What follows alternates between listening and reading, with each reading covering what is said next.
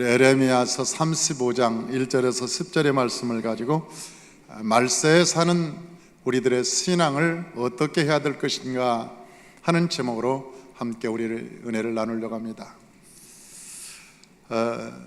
얼마 전에 9월 달에 찍혀진 동영상을 제가 한번 본 적이 있습니다. 누군가 저에게 그 동영상을 보내주었는데 9월 5일자로 그분이 예언한 한국에 대한 예언에 대한 동영상이었습니다. 그분이 저 세월호의 사건을 예언해서 정확히 맞추고 저 북한의 김정일이가 죽는다는 것을 정확히 맞추고 그가 그 예언사하게 하면서 많은 부분들을 아주 매우 정확하게 맞춘 그런 예언자였습니다.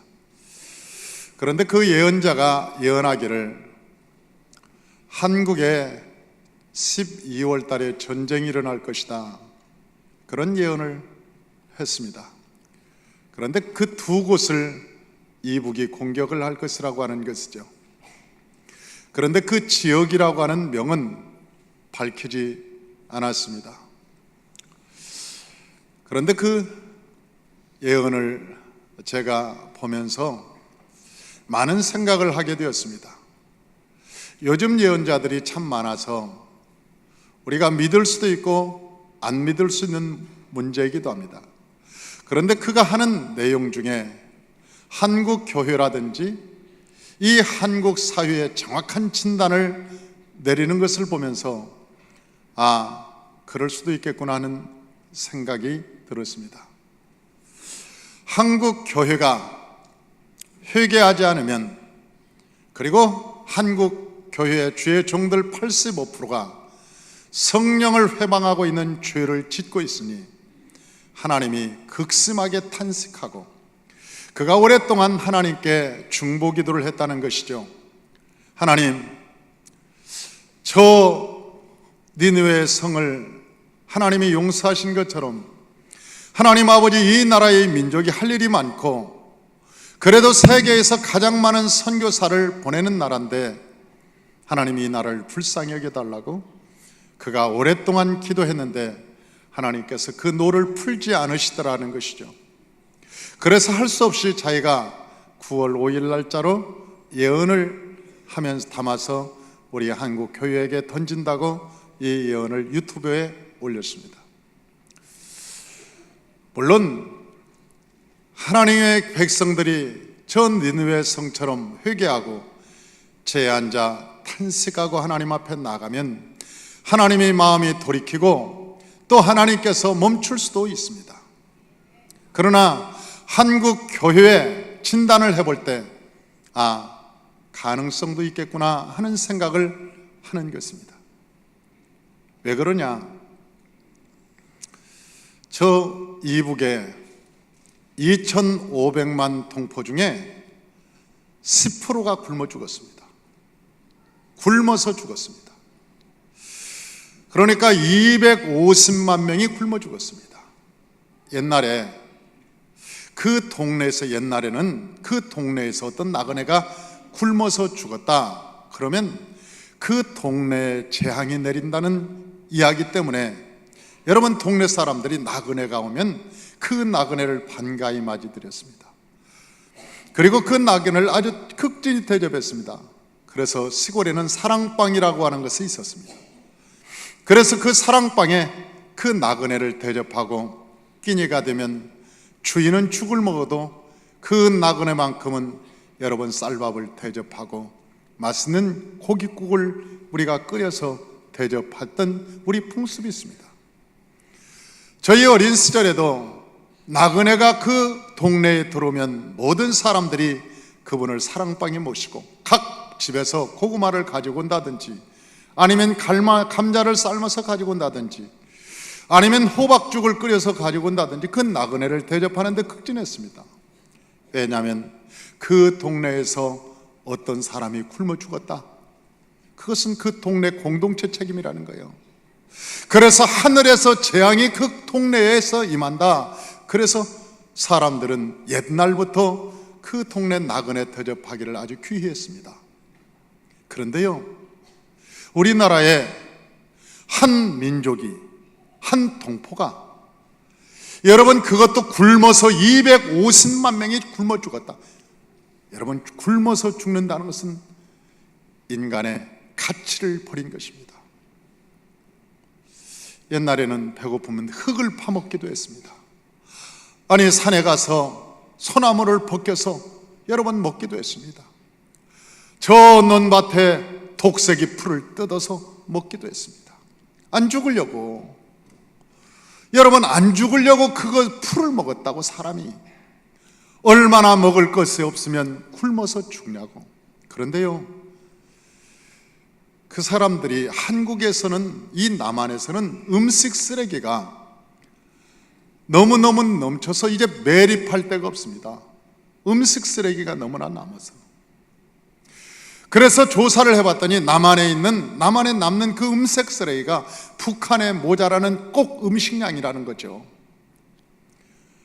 남한에 남아서 버리는 그 음식량이 북한에 모자라는 음식량이라는 거예요.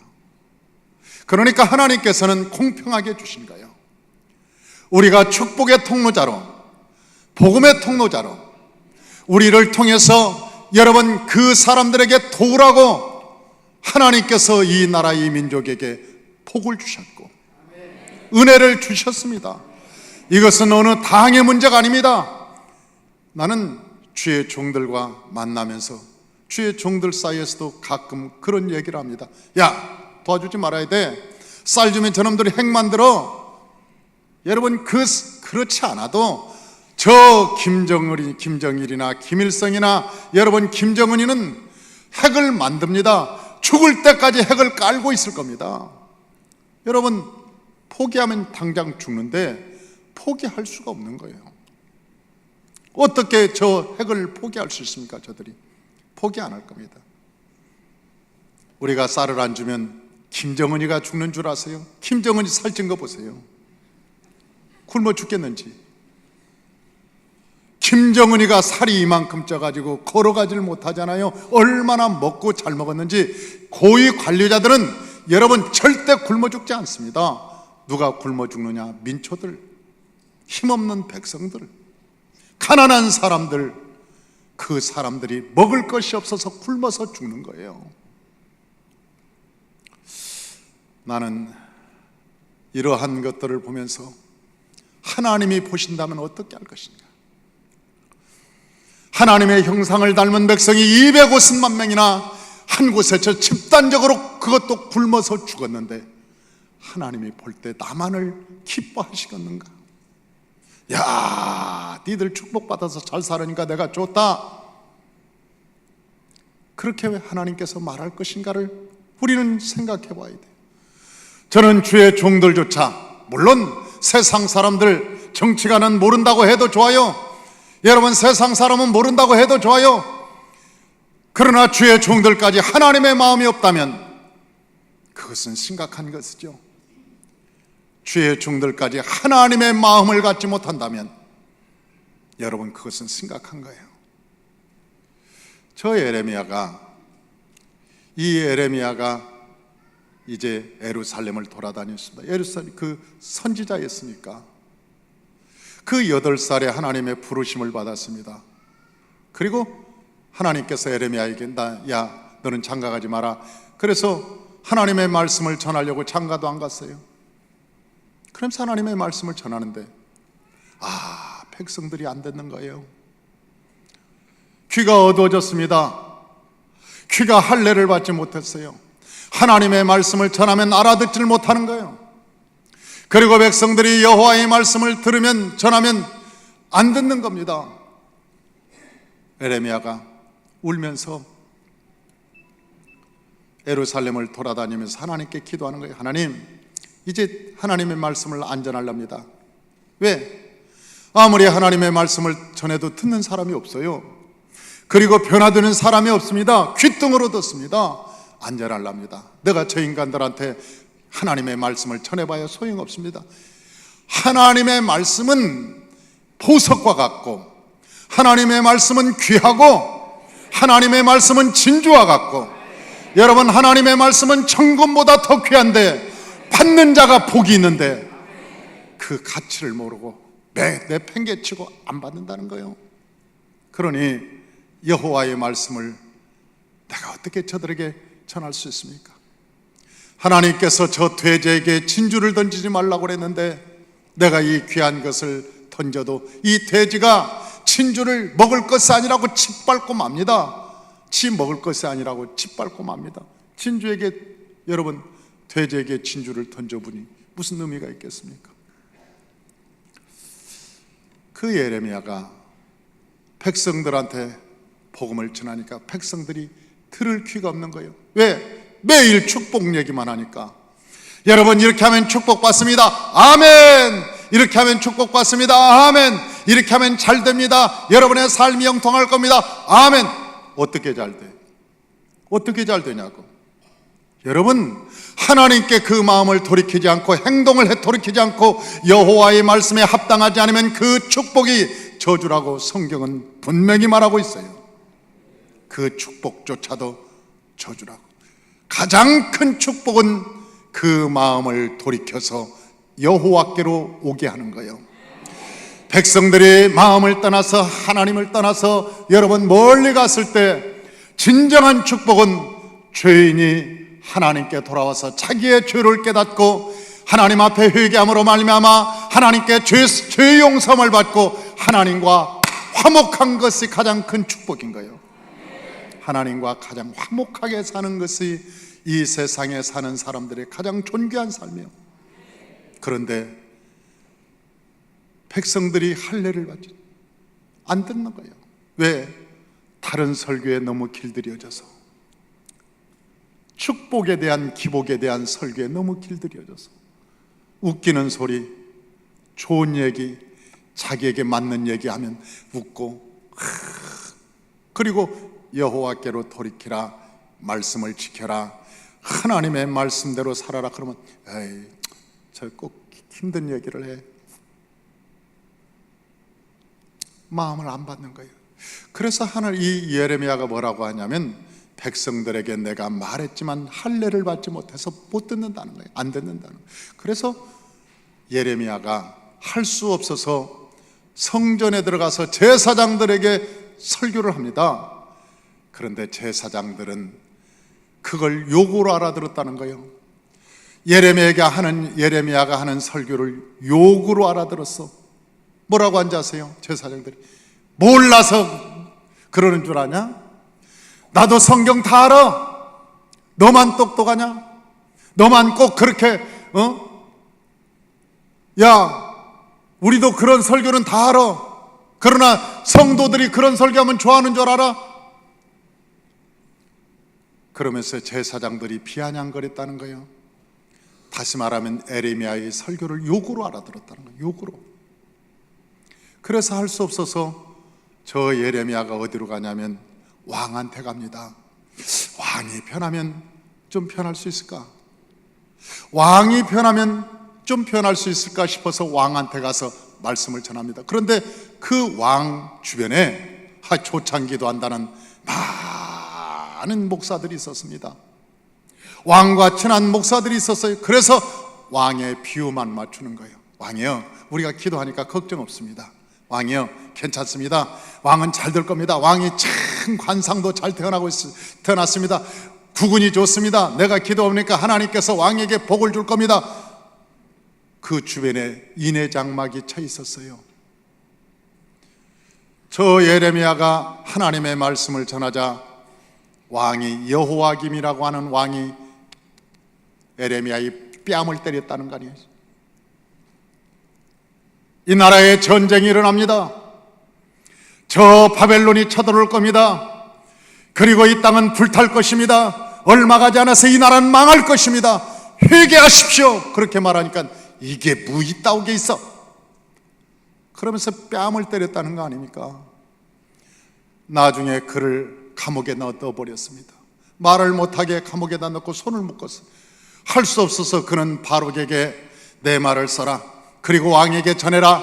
그래서 바록에게, 서기관에게 잘 글을 쓰게 해서 여러분 왕에게 갖다 줬습니다. 그랬더니 왕이 화롯불에 앉아서 읽어봐라. 예레미야가 뭐라고 썼는지 읽어봐라. 그러니 편지를 한 장씩 쭉 읽으니까 가져와 이 편지를 쭉쭉 찢어서 화롯불에 던져버렸어요. 예레미야를 보세요. 왕이 여호와의 메시지를 찢어서 화롯불에 던져서 태웠어요. 그런데 왕이 여호와의 말씀을 찢을 때 백성들이 사육을 당하기 시작합니다. 이 왕이 여호와의 편지를 불에 태울 때 예루살렘이 활활 타기 시작하는 거예요.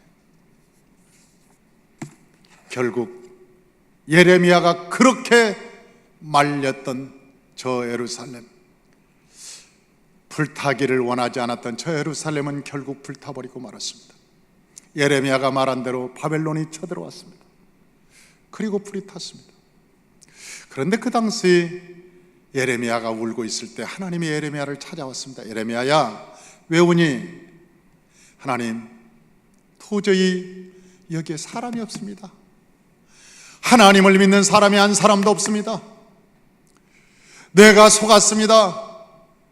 그러면서 막 울고 있을 때 하나님께서 너는 지금 이 말씀을 주신 거예요. 35장 1절에서 10절의 말씀을 주면서 너는 레갑 족속에게 가라. 레갑 족속에게 가라. 그 레갑 족속에 가서 그들을 불러서 술을 먹여봐라. 여기 보니까요, 35장 3절에서부터 보면 35장 3절에서부터 보면 이에 내가 하바시나의 손자요 예레미야의 아들인 야스나와 그의 형제와 그의 모든 아들과 모든 레갑 사람들을 데리고 여호와의 집에 이르러 뭐라고요? 익다리아의 아들 하나님의 사람 하나님의 아들들의 방에 들였는데 그 방은 뭐라고요? 고관들의 방 곁이요. 이게 지금 어디냐면 여호와의 집이라고 그랬으니까 성전이에요. 성전. 여호와의 집에 이르러, 여호와의 집에 이르러, 그러니까 성전이에요. 그런데 그 방은 고관들의 방 곁이요. 이 말은 뭐 당위장실인가, 아니면 그 성전의 제사장이나 아니면 왕들이 출입하는 방을 따로 귀빈석, VIP룸 뭐 그런 데 같아. 그런데 그 방과 연결되어 있는 방 하나가 있는데 고관들의 방 곁이요 문을 지키는 살룸의 아들 마세아의 방 위더라. 내가 레갑 사람들의 후손들 앞에 포도주가 가득한 종주와 술잔을 놓고 마시라 권하매 그들이 이르되 우리들은 포도주를 마시지 아니하겠노라. 그러니까 이 방에서 그 근방에 포도주가 있었던 것 같아요. 고관들이 술을 먹고 거기서 타락하고 술을 갖다가 먹였어요. 먹어봐라. 그러니까 그 레갑 족속 사람들이 하는 얘기가 우리는 먹지 않겠습니다. 우리는 먹지 않겠습니다. 우리는 우리의 조상들이 술을 먹지 말라고 말씀하셨습니다. 그래서 지금까지 우리는 술을 마시지 않습니다. 그렇게 말하는 거예요. 제가 금요일 날 우리 집사님 한 분을 45살이 된 집사님을 만나서 신앙상담을 했습니다. 우리 집사님이 신앙상담을 하자고 해서 신앙상담을 했는데 내가 참 은혜를 받았어요. 그건 모태신앙입니다. 어머님이 목회자입니다. 아버지가 장로님이셨습니다. 그런데 술, 담배를 못 끊은 거예요. 왜냐하면 제약회사에 높은 팀장까지 올라가서 그 거래하는 사람들이 다 병원장이나 높은 사람들이 만나서 늘 거래하고 만나고 그래서 술, 담배를 끊지 못했는데 작년에 저희 교회에 와서 새가족반을 받고 그 다음에 창세기반에 딱 들어왔는데 이 창세기반 훈련을 받으면서 이게 심각해진 거라. 이제 심각해진 거예요. 이게 주권을 세우려면 하나님이 기뻐하는 뜻을 쫓아가야 하는데 이게 어떻게 해야 될 건가? 그런데 우리 헵시바 교수님 반이었어요. 그 헵시바 교수님이 딱 그러더니 가르치면서 끊어라. 하나님께서 술을 마시는 걸 기뻐하는 자는 끊어라. 그러니까 그분이 그랬더니 한 잔만 마시면 안 됩니까? 성경에서 말하기를 술 취하지 말라고 그랬지 술 마시지 말란 말이 어디 있습니까? 우리 헵시바 집사님이 그 모를 리가 없죠. 잠언서 23장에 술을 보지도 말라 그 말씀이 기록되었다는 것을 아는 거죠. 그 말씀을 듣고 집에 와서 아내에게 계속 얘기하는 거예요. 야, 성경에는 술을 취하지 말라고 그랬지 마시지 말란 말은 없는데 왜 우리 바이블 교수님은 술을 마시지 말라고 그런가 봐. 얼마나 꼬치꼬치 그 아내 집사님한테 따지고 들든지 창세기 받고만 오면 따진다는 거예요. 창세기 받고만 오면. 그래서 그 아내가 그랬다는 거예요. 너무너무 힘들어서 창세기는 교회에서 끝내라고, 집에까지 가지고 오지 말고 창세기는 집에까지 가지고 말고 집에서 끝내는 게 좋다고. 그런데요, 그분이 딱 결단하고 끊었습니다. 어느 날 병원장을 만나서 딱 하는데 한 달에 2번씩만 하는데 딱 그랬대요. 원장님, 저는 이제 예수를 믿었고 이제는 거듭난 그리스도인이 되었으니 저는 술을 먹지 않습니다. 끊습니다. 그리고 딱 끊고 그 뒤로부터 술을 딱 끊고 정리를 할 때 담배 술을 끊고, 그리고 이제야 새 사람이 되었노라고. 여러분, 그가 모태신앙에서부터 45년 동안을 그냥 살은 것이 아닙니다. 저희 교회 남성들은 거의 100%입니다. 거의 100%입니다. 제가 확신해요.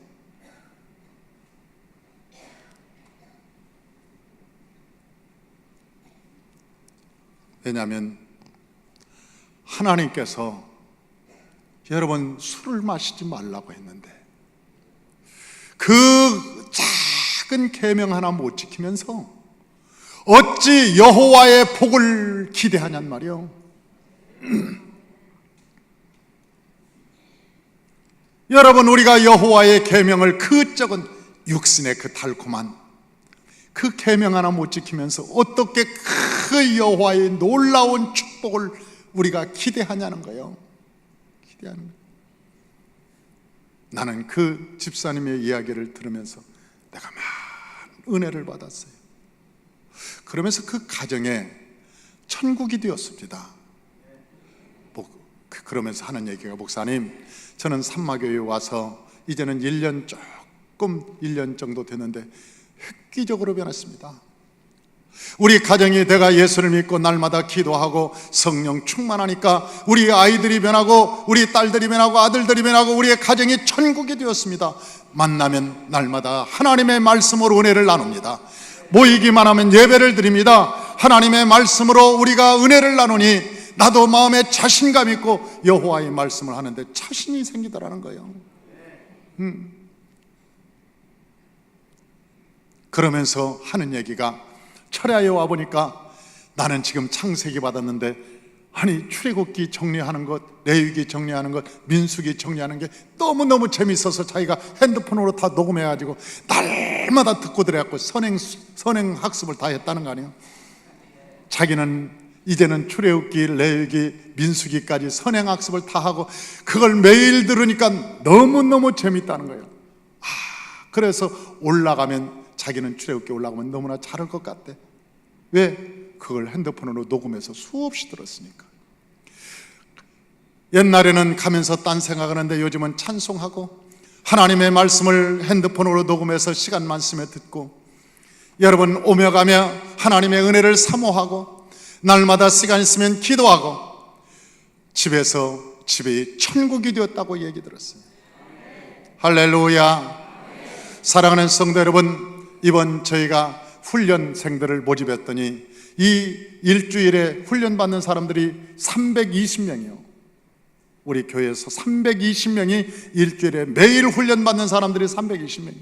그래서 우리 교회 이렇게 크지만은 부속 성전이 없어요. 왜? 모두가 다 들어가서 훈련받는, 주일만 훈련받느냐? 아니에요. 우리가 언제 훈련받느냐? 화요일날, 수요일날, 목요일날, 토요일날, 주일날 이렇게 훈련받아요. 주일날 아까 우리 장로님에게 내가 그랬어요. 이 311동에 우리 장로님이 집을 하나, 아파트를 사놓으셨어요. 그래서 내가 장로님한테, 장로님, 우리가 방이 모자라서 그렇습니다. 우리가 훈련을 받아야 될 텐데 훈련받을 방이 없습니다. 그 집을 좀 내놓으시죠. 우리가 훈련할 때까지 좀 쓰십시다. 그랬더니 그럼요. 우리가 그 집이 방이 4개인가 되는데 그 각 방에 들어가서 아무것도 없습니다. 방이 비어 있습니다. 그러므로 내 방에 들어가서 열심히 기도하고 훈련하고 그러면 너무나 좋습니다. 할렐루야. 네. 그래서 집을 내놔서 지금 우리가 훈련 장소로 쓰기로 했어요. 사랑하는 성도 여러분, 예루살렘이 다 타락했다고 울었어요. 예루살렘이 다 타락했다고 울었어요. 저 예레미야가 예루살렘에 가면서 아무도 찾을 수 없다고 말합니다. 아무도 하나님의 사람을 발견할 수 없다고 말합니다. 그런데 하나님께서 레갑 족속을 보여주면서 저 레갑 족속만큼은 타락하지 않았다. 저 레갑 족속은 350년 전에 그의 조상 요나답이 전해준 말을 지금도 지키고 있다. 엘리야가 모든 백성이 다 타락하고 나만 남았다고 말할 때 하나님께서 말씀하시기를 저 너와 같이 타락하지 않은 사람, 우상에게 전하지 않은 사람이 지금도 7,000명이 남아있느니라. 네가 볼 수는 없어도 7,000명이 남아있다. 여러분, 이 대한민국에도 이 세상이 다 타락한 것 같고 우리가 보기에는 교회가 다 세상으로 가는 것 같지만은 그러나 그러지 않습니다. 아직도 이 땅에는 레갑 족속이 있습니다. 타락하지 않은 백성들이 있습니다. 여호와의 소망을 기다리는 자가 있습니다. 예수의 재림을 기다리면서 날마다 말씀과 기도로 무장하는 백성들이 있습니다. 성경으로 무장하는 백성들이 있습니다. 할렐루야. 여러분, 삼마교회가 레갑 족속이 되시길 주의 이름으로 축원합니다. 숨은 7,000명이 되시길 주의 이름으로 축원합니다. 우리가 숨은 7,000명이 되어서 예수 그리스도의 재림을 기다려야 되는 거예요. 교회는 왜 있느냐? 세상과 맞짱 뜨기 위해서 있는 거예요. 세상이 교회를 이기지 못하면, 교회가 세상을 이기지 못하면 교회는 존재 가치를 잃어버리는 거예요.